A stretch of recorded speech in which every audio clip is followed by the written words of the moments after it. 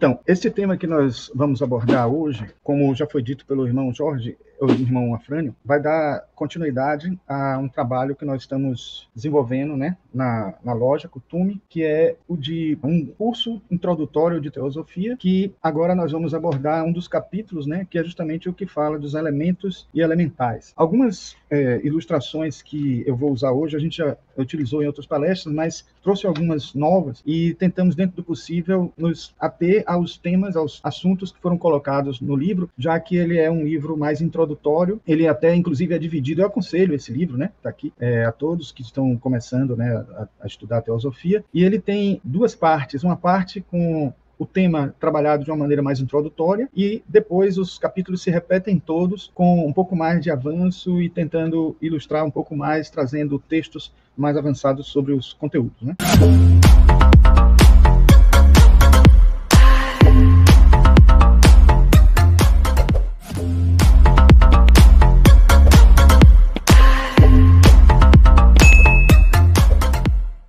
Então vamos compartilhar aqui com vocês.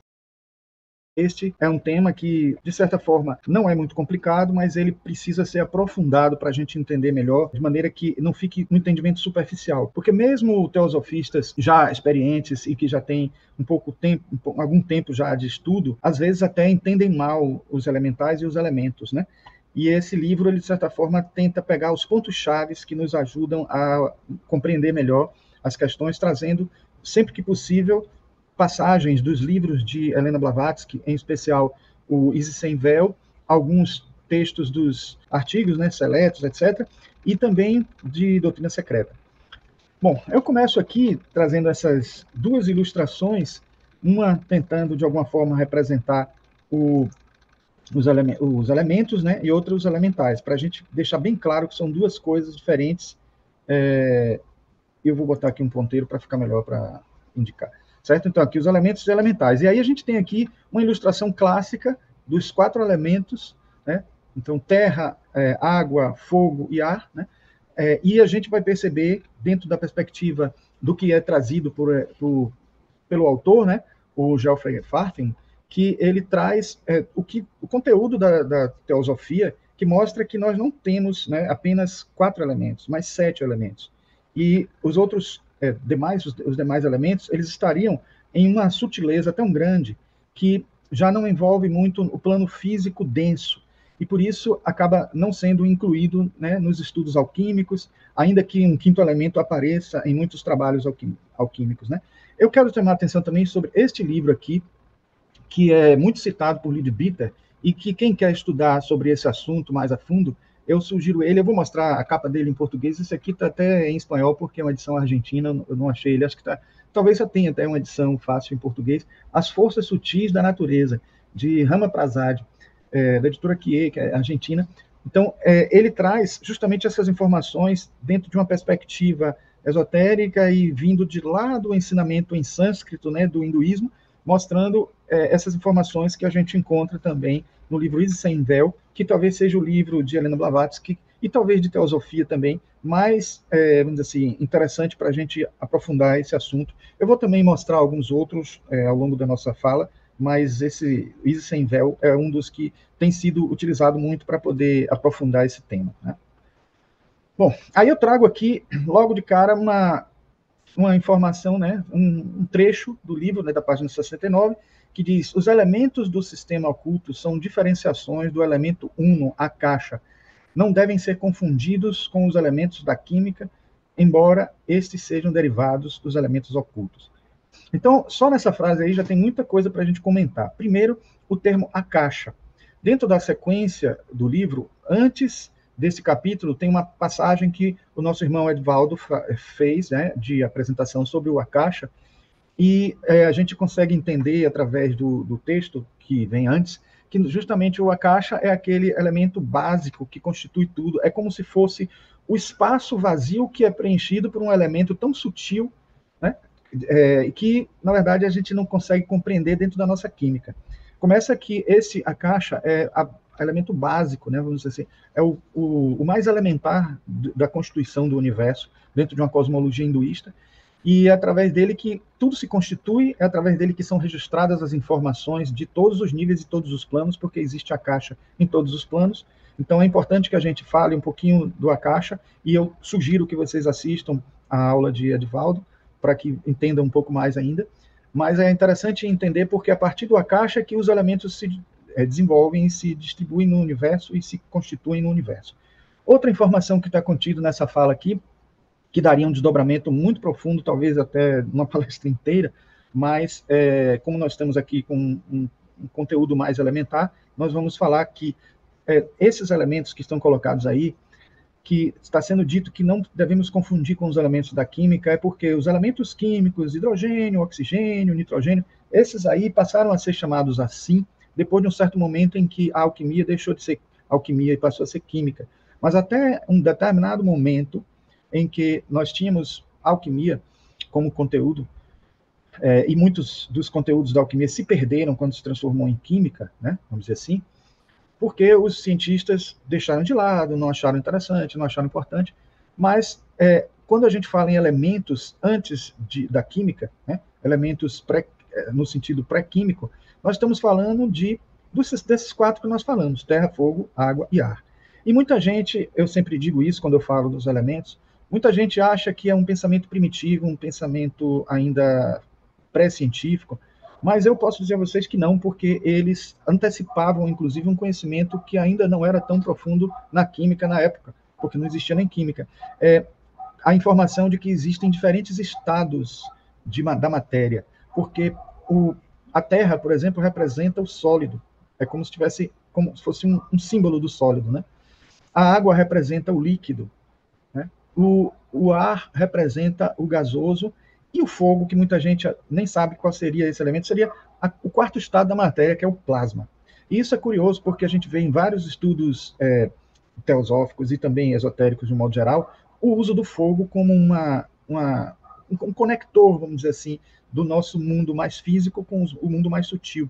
Helena Blavatsky fala muito sobre isso no livro Isis Sem Véu, inclusive dizendo que o fogo, ele, de alguma forma, balança as estruturas de partículas que existem no mundo físico, fazendo com que ela... Hoje a gente poderia até dizer que dentro de um conhecimento mais profundo de física quântica, que balança até chegar a outras dimensões, né? Com 4ª, 5ª, etc.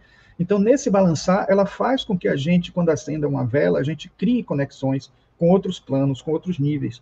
Então, isso é interessante porque muita gente nem sabe da existência do estado plasma, porque a gente na escola estuda só 3 estados, e isso já deveria ter sido atualizado há muito tempo, porque não é coisa nova. Inclusive, William Crookes foi um dos que estudou muito. William Crookes, que era membro da Sociedade Teosófica, ele estudou muito o estado plasma, ele chamava naquele tempo de matéria radiante. E já era para a gente ter incorporado como um 4º estado da matéria. E a gente sabe, dentro da teosofia, quem estudar mais a fundo vai ver que existem subplanos, né, dentro de um plano que corresponde a estes estados da matéria, e ultrapassando o estado do fogo, ou o estado que seria mais sutil do que o gasoso, que seria um supergás, vamos dizer assim, ele já é chamado de éter, né? Já é chamado de éter 1, éter 2, éter 3, assim por diante, até completar 7 subplanos e 7 elementos, né? Eu trago aqui, como eu falei, aquele livro que eu já falei aqui, As Forças Sutis da Natureza, né, desse estudioso, desse indiano aqui, famoso dentro do meio esotérico e do meio teosofista. Então, ele tem um trecho que ele fala das 5 qualidades de cada um dos tattvas. A palavra tattva não tem tradução para o português, né? Mas poderíamos dizer que é uma palavra que corresponderia à natureza essencial das coisas, né? A essência das coisas, vamos dizer assim, né?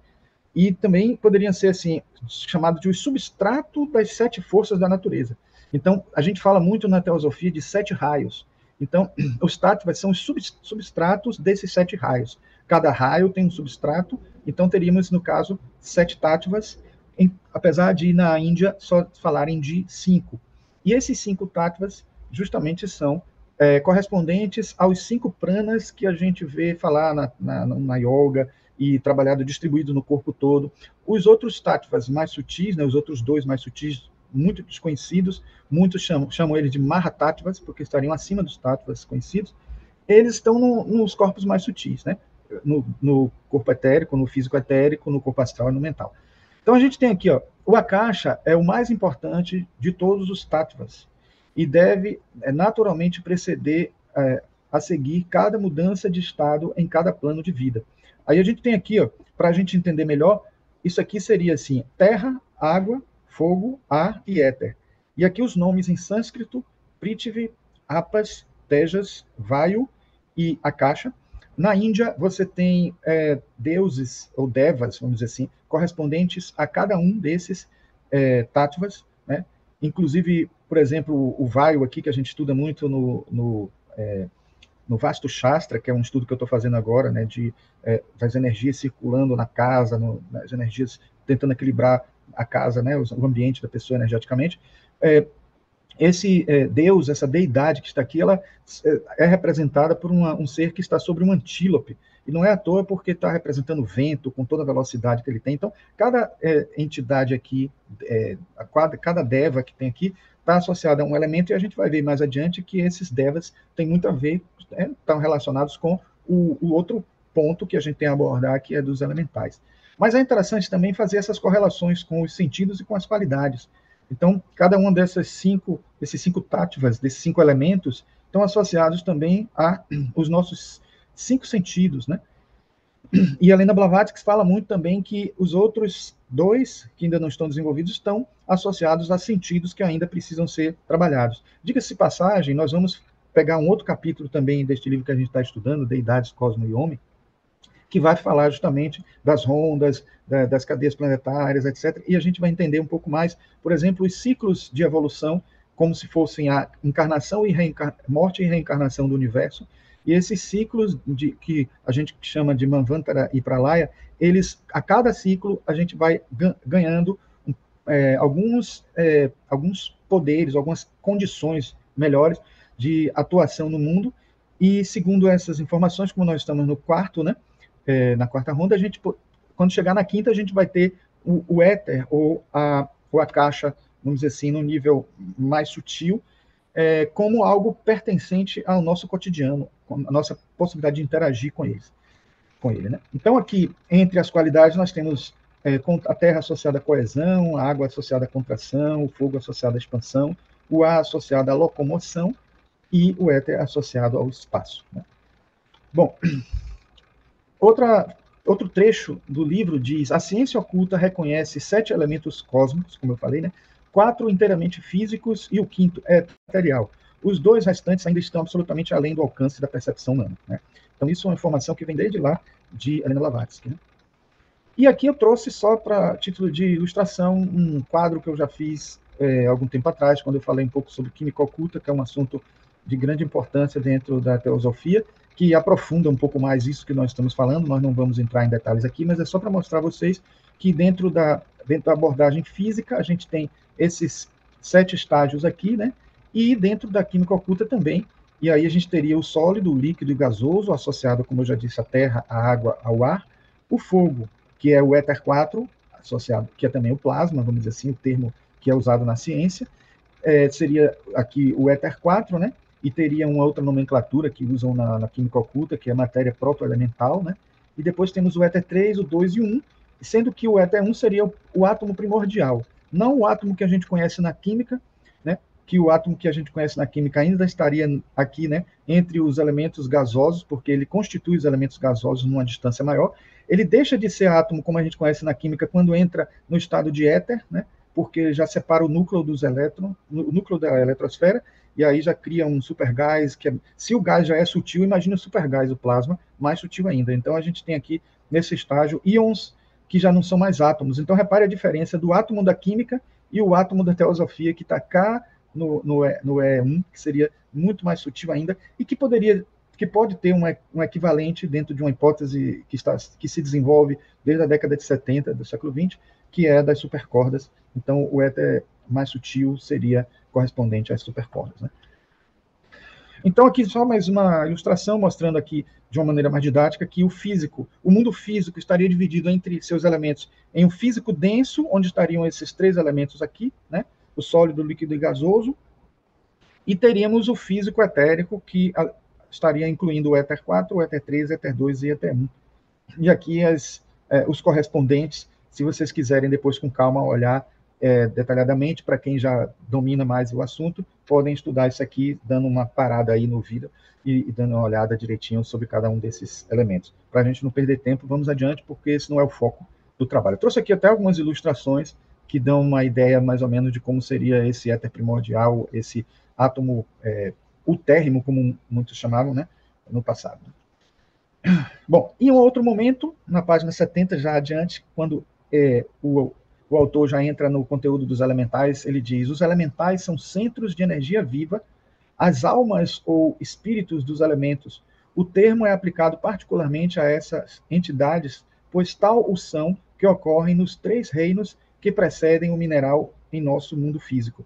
Então, a gente vai entender mais adiante num quadro que eu vou mostrar para vocês que existe um processo de reencarnações, ou vamos dizer assim, de vidas sucessivas do Atman, da chispa divina, em elementais cada vez mais densos, o que é chamado por muitos involução, apesar de não poder ser entendido assim, de certa forma, na essência. E depois a gente vê um processo evolutivo novamente, quando o elemental vem até o mundo, chega até o mundo físico, e aí começa um processo de retorno, né? E nesse retorno a gente vai ter umas possibilidades da evolução, que pode ser a sequência acontecer uma evolução humana ou uma evolução elemental. Alguns teosofistas questionam outras possibilidades de evolução, mas como a gente não tem profundidade de informações sobre isso, não temos como dizer muito sobre isso, então só especulando mesmo, né? Eu trouxe aqui também esse slide que vem de uma outra palestra que eu fiz, somente para que a gente saiba de como surgiu o termo elemental, né? Quem criou foi justamente um eminente alquimista, né? O Paracelso, que tem um nome complicadíssimo. O nome dele, na verdade, é Philippus Aurelius Theophrastus Bombastus von Hohenheim, que viveu entre 1493 e 1541. Então, ele afirmava que por trás do aspecto material dos 4 elementos existia uma contraparte espiritual invisível a que ele deu o nome de elementais ou gênios. O nome oxigênio, hidrogênio, vem daqui, viu? Porque, por mais que a gente hoje considere, ou os cientistas químicos, ou nós não, mas os cientistas químicos, etc., considerem a alquimia passado, que é pré-história, etc., uma coisa ultrapassada, na época os cientistas não achavam isso, porque sabiam que só existiu a química por causa da alquimia, e é quase como se a gente estivesse deixando de lado uma parte importante. Tirando o espírito da química, né? Tirando o espírito da alquimia, você tem a química. Então a gente vê aqui elementais das mais variadas e infinitas formas, cada qual realizando um trabalho de natureza construtiva nos 4 elementos que formam a Terra, elaboram tudo o que existe na natureza em todo o seu esplendor. Então aqui a gente já vê de cara que para cada um dos 4 elementos, ou se a gente quiser expandir para como nós entendemos dentro da teosofia, para cada um dos 7 elementos, ou táttvas, e mahatáttvas, a gente tem elementais específicos. Mas isso, quando é dito, a pessoa entende erroneamente, porque pensa assim, só existe um elemental para cada um desses elementos. Mas esse é o grande erro. Na verdade, eles estão presentes em uma quantidade imensa, porque eles são como se fossem a alma de cada partícula, a alma de cada átomo que constitui esses elementos. Então, entendido de uma maneira mais profunda, a gente vai perceber que eles estão em uma quantidade enorme e em uma variedade também infinita, porque eles, no nível mais subquântico, ou no nível mais subatômico, eles têm uma forma, e no nível, vamos dizer assim, mais orgânico, né, do tamanho de um órgão, do tamanho de um ser humano, do tamanho de um animal pequeno, de um inseto, eles têm diferentes formas também e variam de lugar para lugar, de acordo com a atmosfera, com a etnia, como se eles tivessem suas etnias também a cada localização. E o curioso é que a Helena Blavatsky diz que eles costumam migrar, eles acompanham as pessoas, às vezes se sentem uma ovelha negra em um determinado lugar, porque vão para um outro lugar que não faz parte do mundo deles. E, segundo Helena Blavatsky, também eles estão sob, de certa maneira, a possibilidade de nosso controle. Nós podemos, inclusive, controlá-los, a gente vai ver isso daqui a pouco. Aqui eu trouxe uma indicação de um filme, né, que é O Encanto das Fadas, que foi lançado em 1997, muito interessante. Esse filme ele é tão importante para a gente dentro da teosofia, que ele tem, inclusive, a participação de Leadbeater, ele aparece, assim, não o Leadbeater mesmo, o ator fazendo um papel, e mostra como a história aconteceu, a história das irmãs de Yorkshire que viram os elementais e que o Arthur Conan Doyle estudou, né? Como elas poderiam ter visto, e depois, quando as fotos foram divulgadas, como naquele tempo havia uma mania muito grande das pessoas retocarem as fotos eram muito com má resolução, e aí quando retocava, aí vinha logo aquela coisa, será que foi verdade o que aconteceu ou foi realmente um desenho por cima? Então realmente fica complicado, porque quem olha os desenhos pintados vai achar que é uma mentira, é uma fraude, porque vai ver os desenhos pintados retocados. E a história, e esse filme é muito interessante porque ele mostra como elas próprias decidiram depois dizer que era mentira, por conta das pressões que elas estavam sofrendo.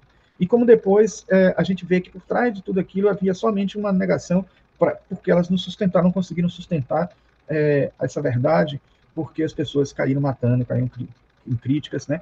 A gente tem aqui algumas das ilustrações e o Arthur Conan Doyle aqui, né? O próprio Geoffrey Hodgson também estudou essas imagens, estudou esse caso e apresenta muito esse caso no seu livro Reino dos Deuses, né? Bom, um outro livro que eu acho fundamental estudar esse do teosofista Franz Hartmann, que era parceiro lá da época de Helena Blavatsky, e ele diz o seguinte, né, o livro é Os Elementais, Sua Natureza e Diversas Categorias, Grupos, Gêneros e Classes, escrito em 1887. Foi até um ano antes de Doutrina Secreta. Então, assim, existem milhões de seres de natureza não totalmente espiritual no espaço. Possuem várias índoles. Alguns são de extraordinária sabedoria, outros são de assustadora maldade. Alguns são hostis, como demônios, para com os homens. Outros servem de mensageiros de paz entre a terra e os céus. Isso, na verdade, é uma citação de Helena Blavatsky do livro, né? Então, está aqui, como de Sir Burton Lytton. Então, assim, mas, na verdade, ela comenta muito sobre isso, e ela fala, por exemplo, que todas as diferenciações na matéria que existem, sejam elas de energia ou de substância, né, são vivas, né? E essas diferenciações, elas são, digamos assim, originárias da vida una, são, digamos assim, manifestações da vida una direta, que se manifestam como múltiplas vidas e como uma variedade de propriedades e poderes, né, que vão dar diferentes circunstâncias. E aí ela caracteriza, por exemplo, duas categorias, duas classes, vamos dizer assim, de elementais. Né? Por isso que a gente vê aqui falando de grupos, classes. Então, um estudo taxonômico dos elementais, se isso fosse possível, por conta de ser algo complicado de se fazer, porque primeiro dependeria de uma vidência tão boa quanto a de Libita e de Helena Blavatsky e de Annie Besant, que pudesse fazer isso em vários lugares viajando pelo mundo. Isso foi até tentado por Leadbeater e foi tentado também por Geoffrey Hodgson, continuando o trabalho de Leadbeater, mas é um trabalho insano, um trabalho difícil, complicado. Mas ela consegue dividir pelo menos duas grandes classes, as chamadas inferiores e superiores. Os inferiores correspondendo aos seres elementais e os superiores aos seres angelicais, os seres regentes, como ela chama, né? Os seres elementais ainda é questionado até o termo seres aí, né? Porque muitos nem consideram como seres, né? Mas entes, formas que são destituídos de alma, mas eles de certa forma fazem muita bagunça e conseguem ter alguma autonomia na atuação deles, né? São chamados espíritos da natureza e os seres regentes são as hostes angelicais, como o Geoffrey Hodgson costuma chamar, e a hierarquia angélica toda, né? Que é toda uma sequência de seres que estão em níveis superiores aos elementais, né?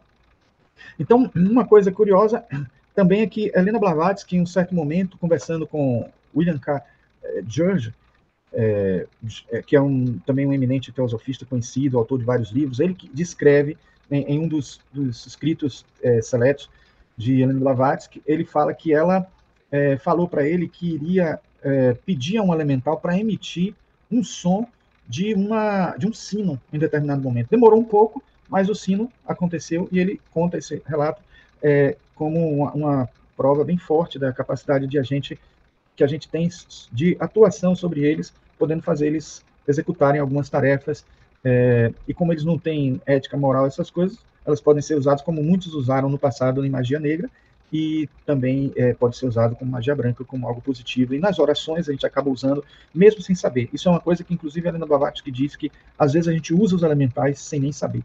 Né? Os elementais que estão ao longo do nosso próprio corpo, dentro e fora, na nossa aura, estão sendo o tempo inteiro trabalhados dentro da nossa consciência. Por isso que muita gente não entende assim, como é que a gente, quando tem um pensamento positivo, por que esse pensamento positivo se transforma em alguma energia, né, boa? É porque nós atuamos com a mente sobre a matéria? É porque, na verdade, nós atuamos com a nossa mente consciente sobre outras mentes conscientes que estão à nossa volta. Às vezes até mais simples do que nós, em complexidade, em compreensão, tudo. E essa atuação é como quase um diálogo, e é por isso que Geoffrey Hodgson o tempo inteiro diz que acaba acontecendo, quando a gente tem uma intimidade com esses elementais que estão à nossa volta, acaba acontecendo uma fraternidade entre anjos e homens, entre seres elementais e homens. Né? Mas Helena Blavatsky, que via os elementais, costumava descrever eles muitas vezes não com formas, assim, a gente vê fadinhas, a gente vê aquelas figuras assim lendárias que a gente até vai mostrar aqui, porque acaba sendo algo lúdico a gente trazer isso, mas o que a gente precisa entender claramente é que eles são formas de energia, eles são vistos por ela era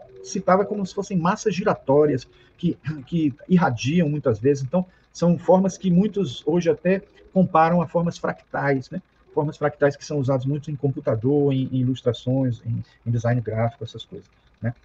Então, é bom que a gente sempre entenda isso, que nós atraímos os elementais, nós podemos fazer eles, e nós fazerem algumas coisas, e também cultivamos essas energias e atraímos para que eles possam manter energias positivas vivas em nós. E caso contrário, quando a gente se irrita ou acontece alguma coisa de ruim conosco, a aura que a gente alimenta com energias não muito boas, também, às vezes, são, digamos, tomadas de elementais que estão com intenções não muito boas. Né?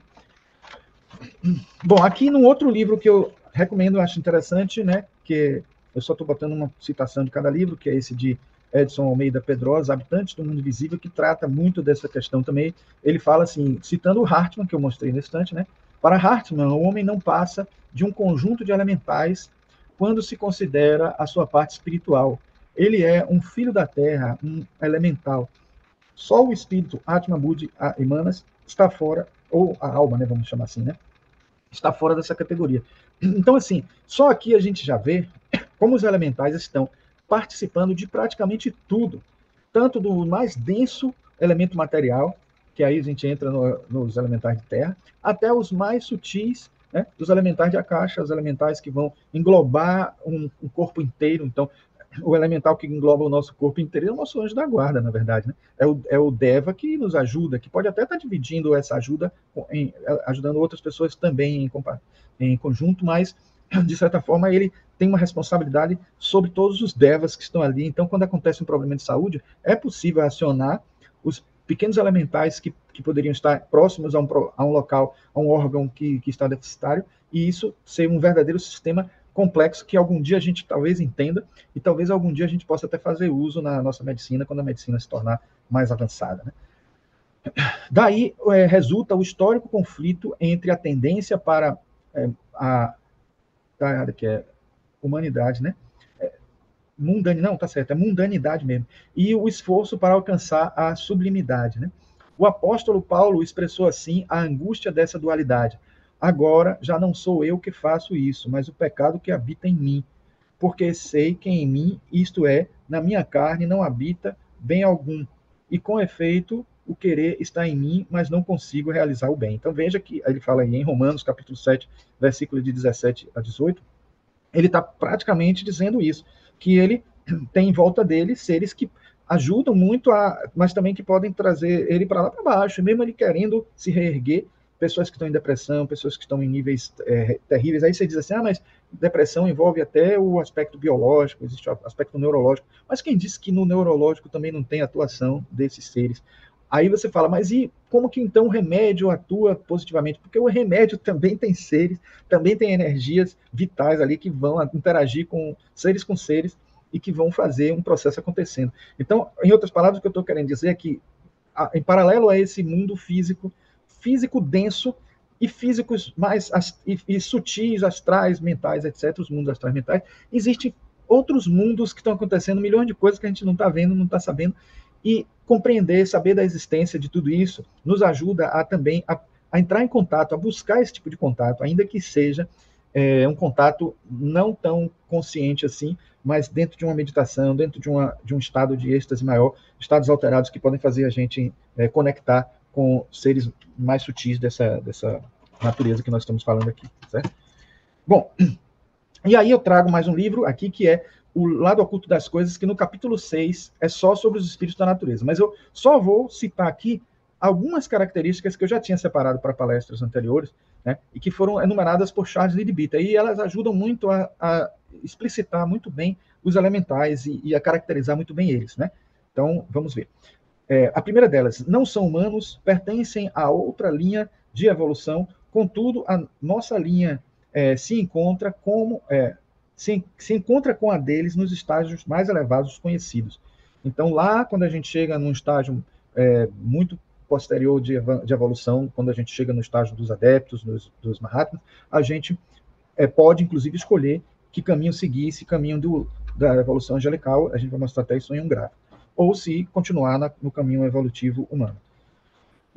A segunda característica, em geral, se afastam dos homens, mas nos imitam, inclusive nas formas que plasmam para seus corpos.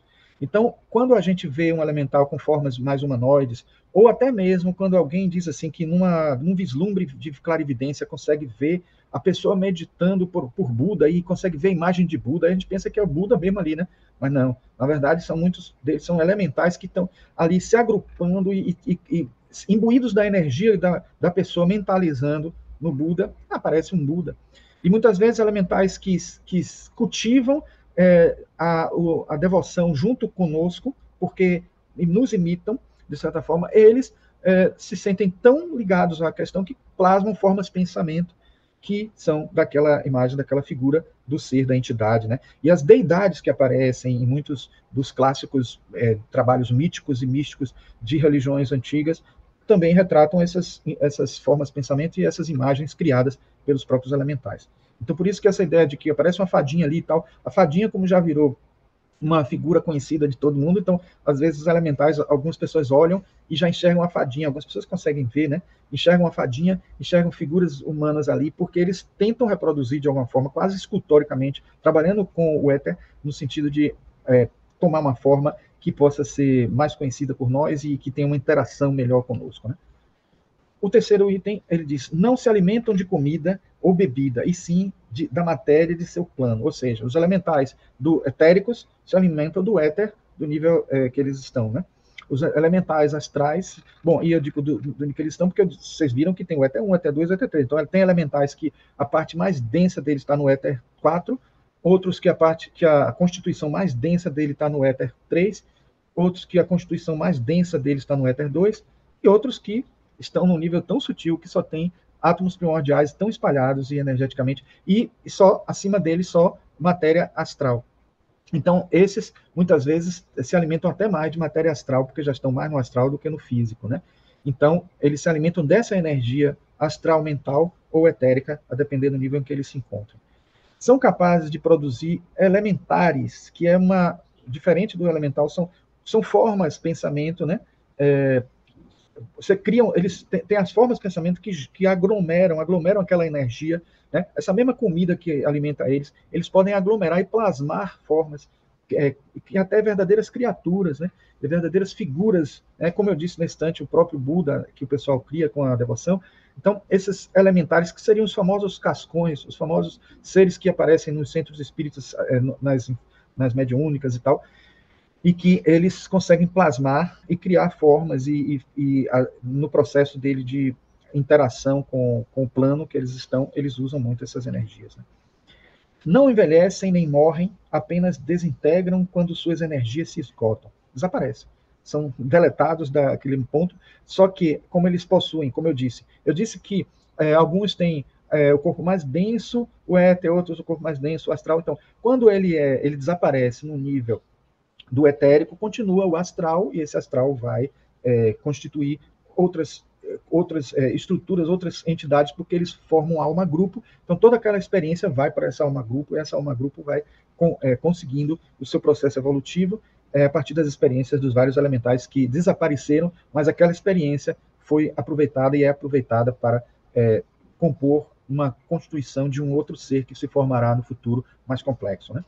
Se comunicam através de cores e de sons, né, de energias, né? Então, por isso que até aquela velha fala dos contos de fadas, que quando a gente diz que acredita em fadas e bate palmas, né, alimenta as fadas, porque de alguma forma a gente está gerando ali energia, já está gerando cores na nossa aura e sons que vão chegar até esses seres elementais que também, de certa forma, dependem de nós, dependem de alguma forma, tem suas, talvez, problemas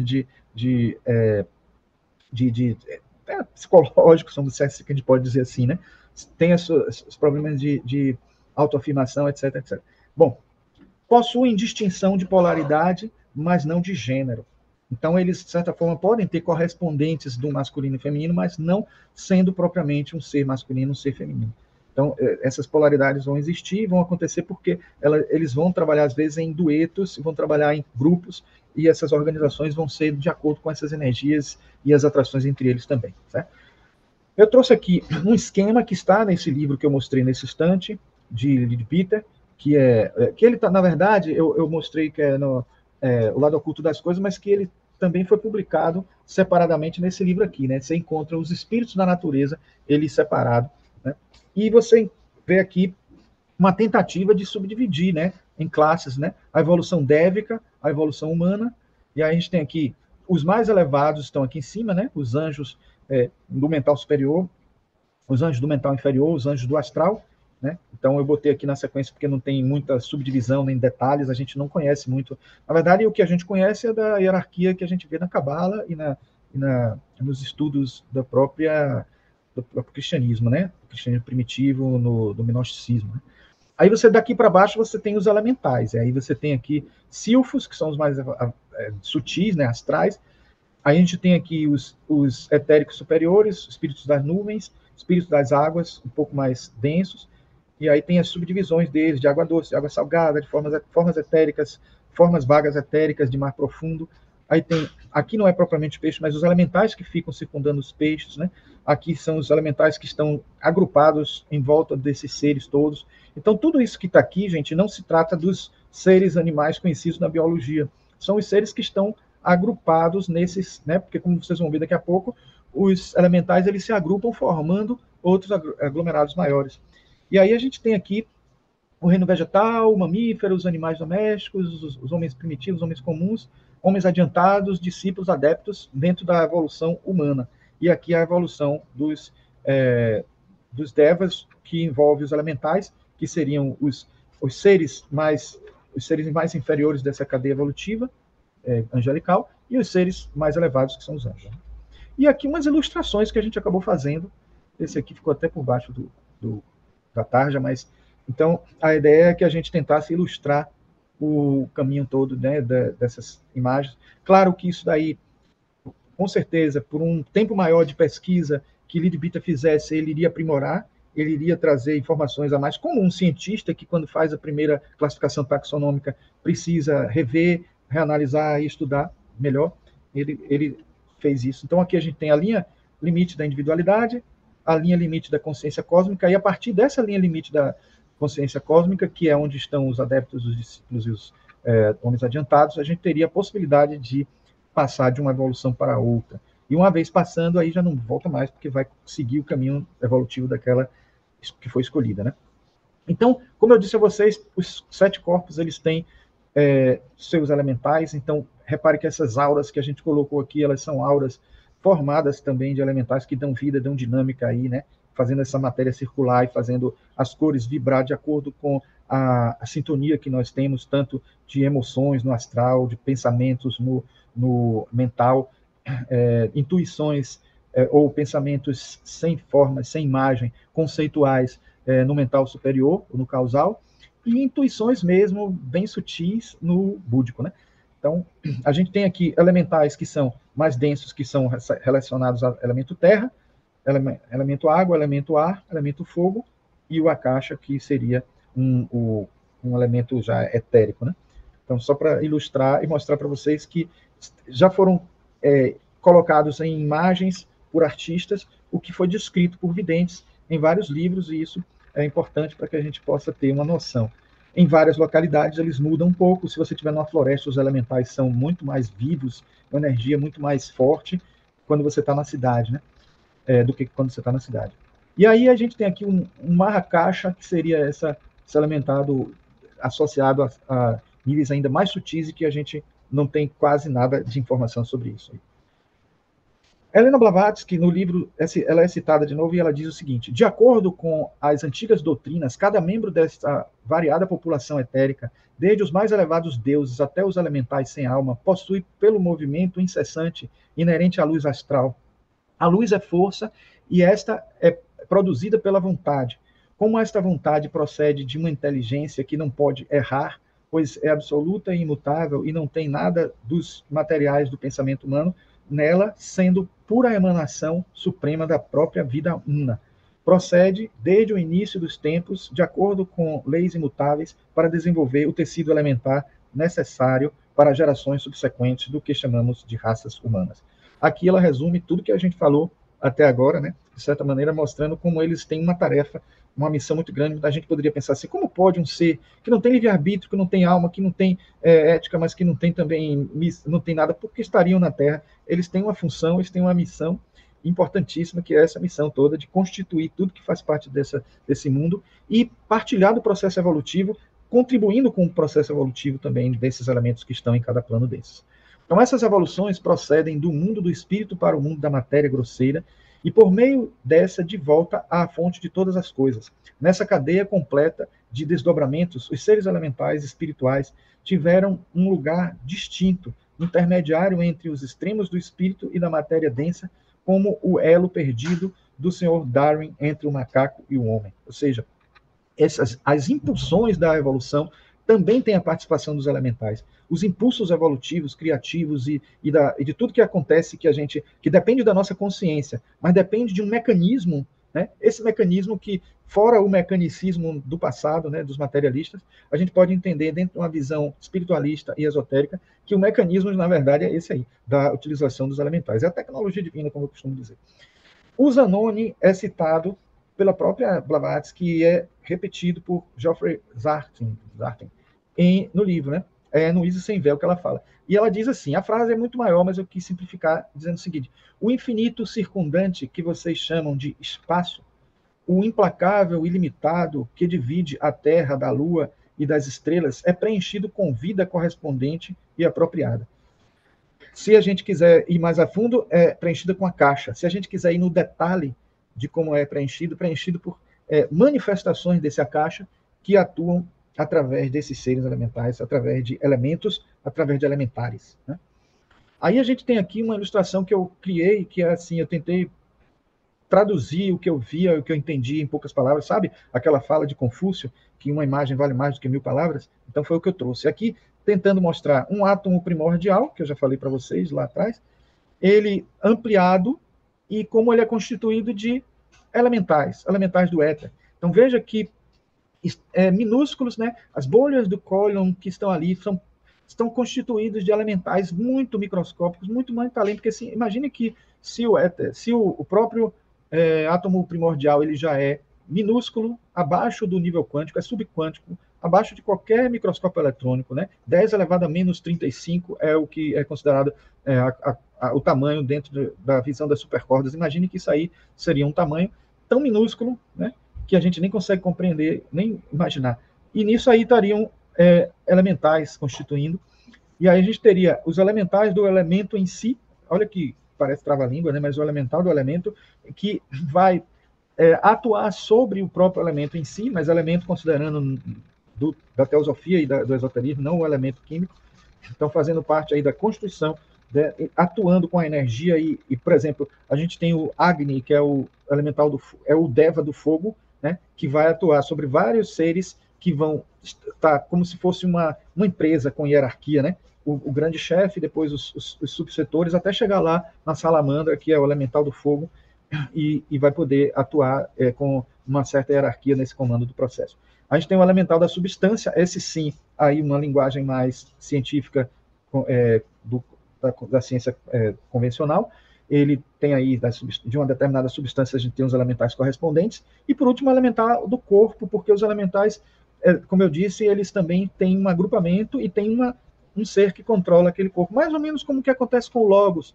Para quem sabe do significado do Logos, que viram até em textos anteriores do livro, aqui expressos também pelo pessoal. O Logos, ele está lá, né, como o Logos solar, e tem o Logos planetário, tem o Logos da galáxia, tem o Logos do universo inteiro. Então, enfim, a gente vai entender que mal conhecemos o Logos solar e as suas manifestações, as suas emanações. Imagine conhecer os Logos mais sutis, mais incognoscíveis.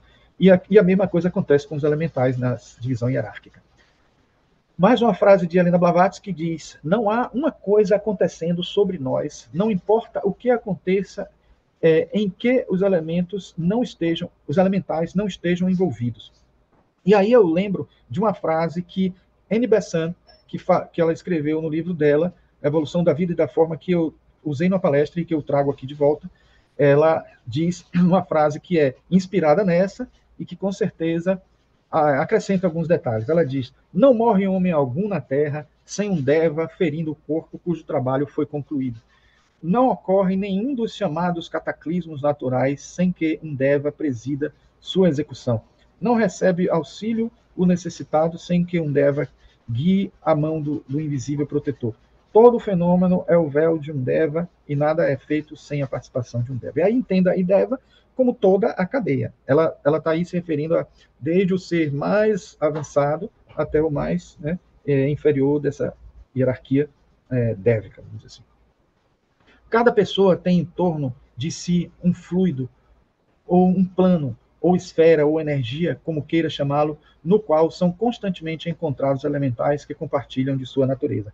Aí eu trouxe aqui uma ilustração da aura humana e tentando mostrar como aqui aparecem várias estruturazinhas, como se fossem os elementais que estão atuando na... Claro que é uma representação, eles não são tão grandes, eles são muito menores até, e mostrando a estrutura da aura, né? Como ela ganha cores e ganha energias. Aqui a gente tem um agrupamento de elementais formando uma cor vermelha, quase como se fosse dentro daquela visão de Rupert Sheldrake dos campos morfogenéticos, né? Então eles estão na mesma sintonia do vermelho e estão agrupados aqui. Aqui na mesma sintonia do azul, da devoção e tal, e está associado aqui.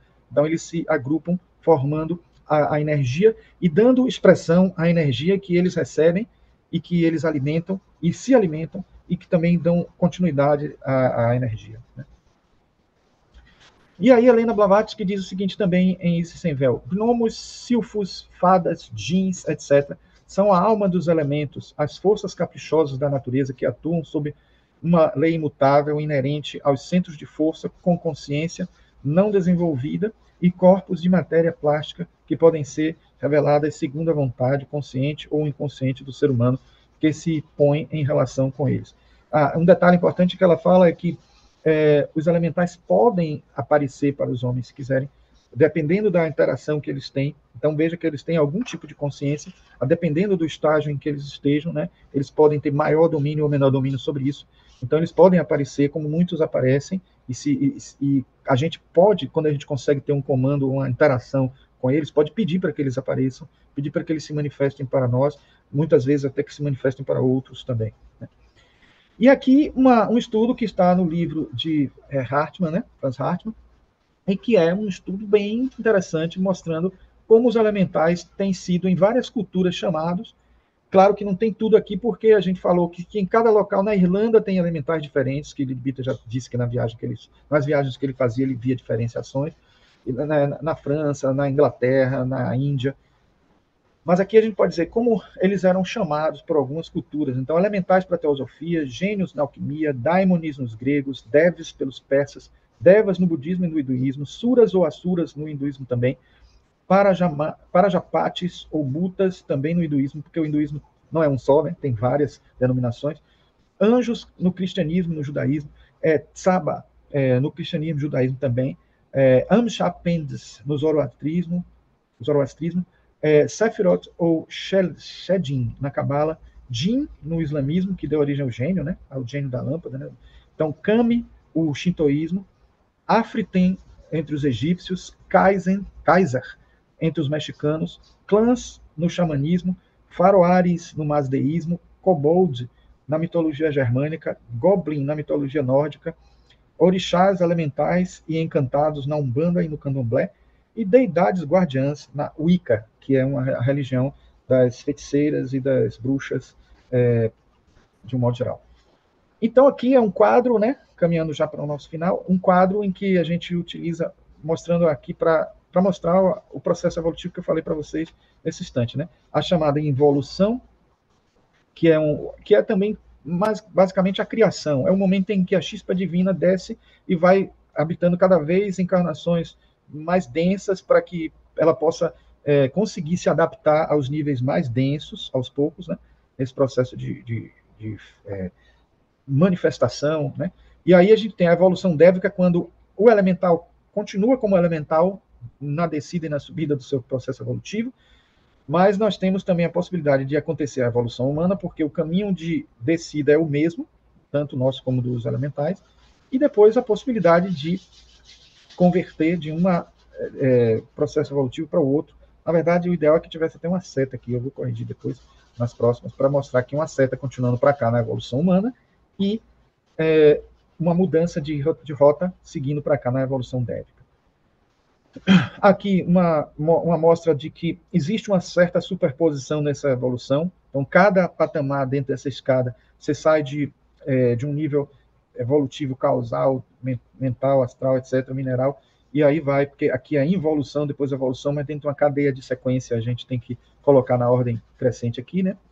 Então, há uma superposição que eu digo assim, em outras palavras, o que eu quero dizer assim, se a gente passa por vários seres de cada estágio, a gente não precisa passar por todos os seres para que passe para o estágio seguinte. Em outras palavras, o que eu quero dizer é isso que está aqui, que Bitter diz em 1913, no livro Os Espíritos da Natureza, que é o capítulo 6 de O Lado Oculto das Coisas. A vida que atingiu uma grande árvore florestal jamais desce a animar um enxame de mosquitos, nenhuma família de ratos, camundongos ou animaizinhos semelhantes, ao passo que estes são formas apropriadas para aquela porção de onda de vida que deixou o reino vegetal ao nível das margaridas ou do dente de leão. Então, em outras palavras, essa faixa aqui é assim, se uma pessoa evolui quando está nesse estágio aqui, ela vai para um ser mais elementar, né? Mas se ela já atingiu, por exemplo, o estágio de uma árvore, ela já pode ir num caminho mais à frente da escala animal, e não ir lá dos insetos, passando por tudo, porque já chegou a um nível mais, digamos assim, mais avançado da ordem vegetal, para ele já aproveitar um meio caminho andado. É quase como se fosse, eu diria, uma comparação seria assim, você está fazendo um curso de engenharia e vai partir para o curso de arquitetura. Notou aí a sutileza? Como se o de arquitetura fosse mais evoluído de engenharia. A velha briga do engenheiro com o arquiteto. Então, ele não precisa passar por todas as disciplinas que ele já fez em engenharia, ele vai passar já vai eliminar aquelas disciplinas, então por isso que ele já vai mais adiante no processo da evolução, certo? Na evolução angélica, as coisas se repetem exatamente, como eu falei, só que aí a gente está seguindo um caminho que não é nem muito conhecido nosso, porque envolve as hierarquias, as potestades, os querubins, enfim, toda aquela terminologia dos anjos que a gente ouve falar dentro do cristianismo esotérico, né?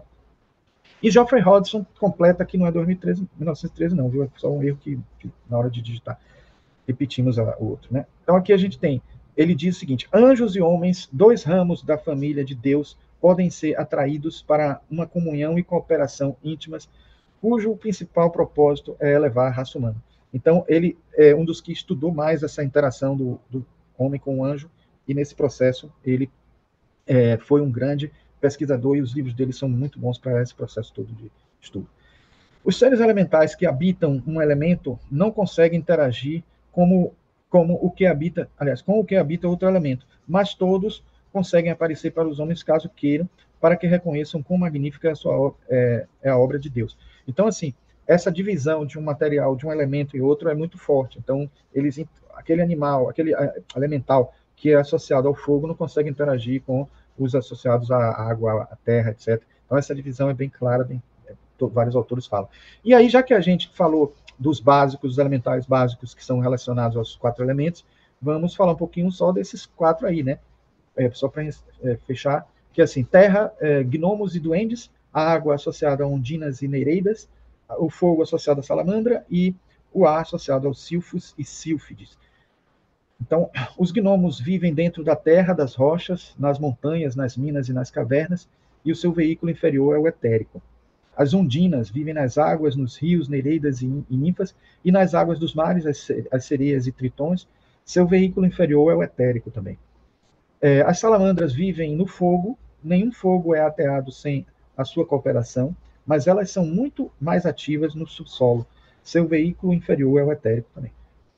E os silfos e sílfides vivem no ar, já se desprenderam da matéria física, e seu veículo inferior é o astral. Então, os silfos e os sílfides são quase similares, assim, quase se confundindo com as fadas, e para muitos ele até é como se já fossem uma fada.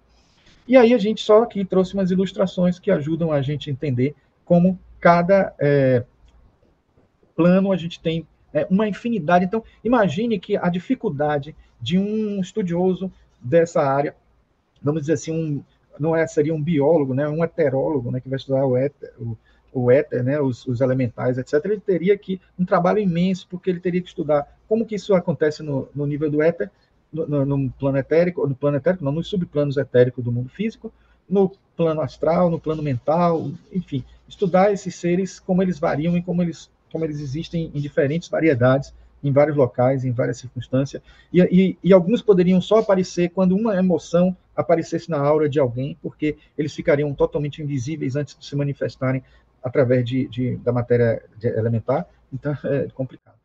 E aí eu trago essa frase para a gente encerrar, de Dorothy McLean, que é uma autora também de um livro belíssimo sobre os elementais, que diz: quando um sorriso nos toca o coração, quando a floresta nos aquieta, quando a música nos leva ao arrebatamento, quando realmente amamos ou rimos ou dançamos com alegria, somos um com os anjos. Então, com os elementais também, porque atuam nesse nível, conectando a gente com toda a hierarquia dessa escala aí angelical. Então, é isso que eu queria trazer para vocês. E se tiverem alguma coisa para a gente comentar, vamos lá. Eu queria mais uma vez enaltecer a beleza do seu trabalho, porque essa é uma temática difícil de ser assimilada, porque transcende ao universo de domínio nós que estamos no plano físico.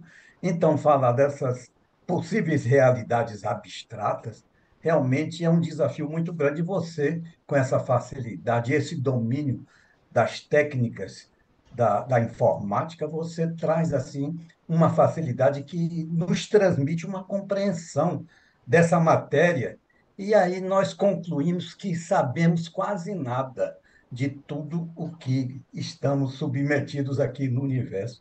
Eu até confesso que achei muito interessante a comparação que você fez lá com relação aos gênios, e dali derivou hidrogênio, oxigênio, etc. Eu nunca iria imaginar uma questão dessa, né?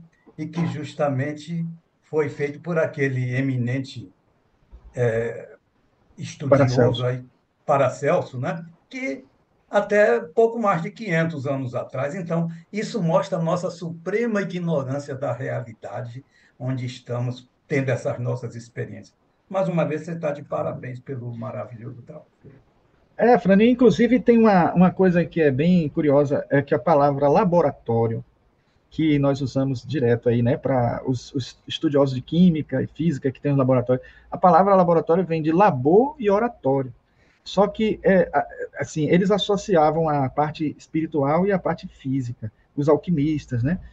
Mas o que a gente vê, na verdade, é que quando a alquimia foi considerada como uma ciência, uma pré-ciência, ou uma pseudociência, vamos dizer assim, para depois surgir a química, eu nem diria mais que nós temos laboratórios, nós temos só o labor mesmo, o oratório ficou lá para trás, porque eles não têm esse lado, né, essa questão. Porque a palavra hidrogênio, nitrogênio, etc., então, o hidrogênio é justamente o hidro de água, né, é o gênio da água.